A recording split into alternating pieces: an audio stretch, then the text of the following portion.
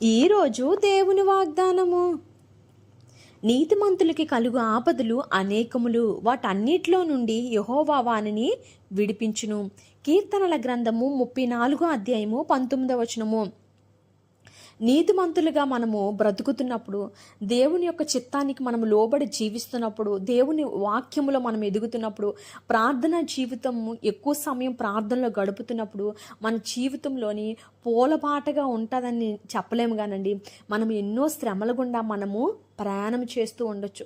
దేవుని వాక్యానికి లోబడిన సమయంలో కూడా మనం ఎన్నో శ్రమలు, ఎన్నో యొక్క సవాళ్ళు మనం ఎదుర్కొనే పరిస్థితి ఉంటుంది. అయితే దేవుని వాక్యం మనతో సూటిగా మాట్లాడుతుంది. మనం ఎంత నీతిగా, ఎంత నిజాయితీగా ఉన్నప్పటికీ, మన జీవితంలోకి ఎన్నో శ్రమలు వచ్చినప్పటికీ దేవుడంట వాటన్నిటి నుండి విడిపిస్తాడంట మనల్ని.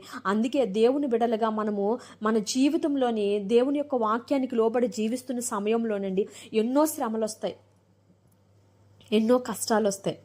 మనం ఆ సమయంలో ఒకటే అనుకోవాలి, ఈ కష్టాలు, ఈ శ్రమలు అన్నీ తాత్కాలికమైనవి.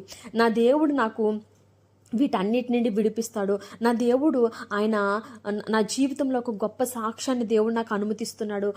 ఈ శ్రమను జయించి నేను అనేక జనుల మధ్యన ఒక సాక్షిగా నిలవబడబోతున్నాను అని ఎప్పుడైతే మనం విశ్వాసముతో ఉంటామో, శ్రమ ఎక్కువైన కొద్ది, శ్రమలకు దగ్గరగా ఉన్నప్పుడు దేవుడు మనల్ని అంతగా విడిపించబోతున్నాడని నమ్మాలండి.